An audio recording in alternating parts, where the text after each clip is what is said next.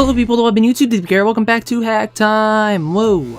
So okay guys, as you can probably already tell by the intro and the title of the video, today I'm going to be talking about how to make a short, simple, remote DC setup for your solar well system. And in my case, this was something I've been wanting to do for a really long time, and I did kind of a bad job at it. This is kind of like the cheap method of doing it. So with that said, here and there throughout the video, I'm going to give you some tips and pointers for where maybe you should do things differently and maybe spend a little bit more just for a more polished result. And with that said, let's get to this. The first thing you're going to need is a relay. Now, these things can be really cheap to really expensive, and since I wanted a cheap as possible system, I went with a one-channel relay, which means I can control only one load at a time. But because of the way I did this, I made this system really modular. I can detach whatever load I have at the end of my system. And speaking of the load, if you get a relay, make sure you get one with a strong or high amp rating, because when you times the amps by the volts in the battery, that gives you your watt time, or how much watts you can push through that relay before it blows. And in my case, with the relay I chose, I can only push 120 watts through, meaning if I go any higher than that, I'd probably fry the relay and trigger a safety mechanism or something. So with that said, be sure you pick the right relay for what you want to do, and since I'm only running some simple lights, 120 is fine for me. And yeah, secondly, for this system, you're going to need some DC wire. Specifically, you're going to need to get the right gauge for both your relay and what you plan to run. Now, in my case, like I said, I only plan to run a few lights during the night in order to see what it is I'm doing when I get up to go use the bathroom or something. So I ended up just going with speaker wire, but my first choice was actually phone line, because I bought this stuff for like $1 and I ended up getting like 16 feet of it. And that would have been perfectly fine too, but I didn't want to worry about it getting hit by my door as I shut my door, because like I said, I'm not running these wires through my wall because that'd be illegal. I need some kind of permit for that, and sorry, I just hit my desk. So yeah, with that said, I needed some kind of thick wire that's still relatively thin, so I went with speaker wire, and that should be fine for me. I don't need to run too much off of it, so it shouldn't heat up or nothing, and plus with the distance that I'm going, even if it heats up, it's minuscule at best. But yeah, like I said, when you're doing a system like this, get the right wire for the job and you should be good to go.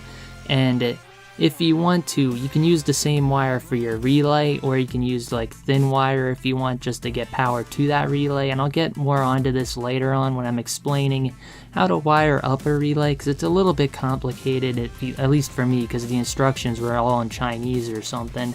But yeah, with that said guys, the next thing you're going to need is, well, whatever you plan to run really, and then from there you can come up with a cheap alternative to a bus bar if you want. In my case, I ended up using just 2 bolts and a nut, or 2 bolts and a few nuts in fact, and just some simple ring connectors to hook up my lights to the terminals essentially.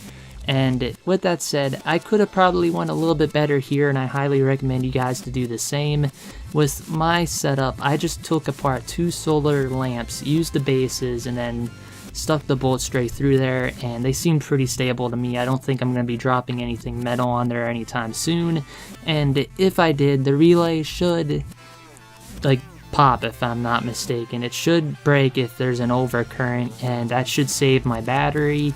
But yeah, in the future I plan to fuse this up a little bit better too, so don't get me wrong. But yeah, like I said, be sure to spend more if you want a good system. Mine's mediocre at best. I ended up just using soda tabs for some of the things I planned to run, just because I didn't need to push much current through them, and soda tabs are relatively like conductive, you know what I mean? So they worked out pretty good for me, although one day soon I'm going to replace all my connectors, actually get some proper bus bars, and I'm probably going to use XT60 connectors in order to make the system just a little bit more modular and easy for me, because then I can just plug in something like my 3D pen without the need of having to unscrew anything just to put on a new connection, you know. But yeah guys, that's pretty much it. I'm running both AC and DC now. They're both separated by a small sheet of, well, non-conductive plastic, so I don't have to worry about any of the wires touching, and I'll probably show a clip of what I did on the screen here in a moment. What I really did was I just put a sleeve over my DC wire, and then I tucked it underneath the foam rug, and that should be fine. I don't step over there half the time anyway, so there shouldn't be a chance of the wire breaking, and if the wire ever broke, I should be fine. Like I said, that relay should protect me and help me out. And with that said, the system's holding up pretty good, and this has been maybe like 6 days from when I installed it. The reason why it took so long to make this video, in fact, is just because I needed to get a battery for this thing. The one I had was kind of temperamental, so yeah, that's the one downside to using the relay that I got, is the remote. I'm sure you can get other remotes that are programmed to 315 Hertz, but these things use typical like car remote batteries, and sometimes they're hard to find, which can be pretty annoying if you want to use this right away. But yeah, once you have the battery, you're pretty good to go. So yeah guys, like I said, that's pretty much it for this video, and I'll make sure to keep you updated on it, what happens in the future, or if I ever decide to upgrade and add more. Like, I've already added a USB port, so I don't think I'm going to add another USB port soon in the future, but I do think I'm going to add some nice,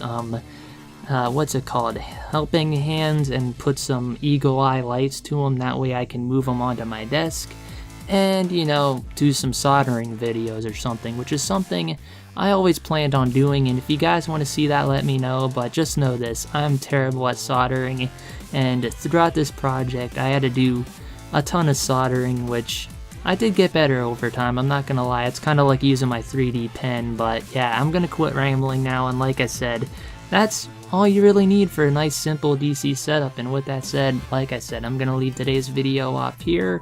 DTBK signing off. Peace. There's a computer. That is definitely... oh, fuck. Okay, I think this actually worked out pretty damn good, and you can hang it anywhere. If you want to hang it on a flag post and then just...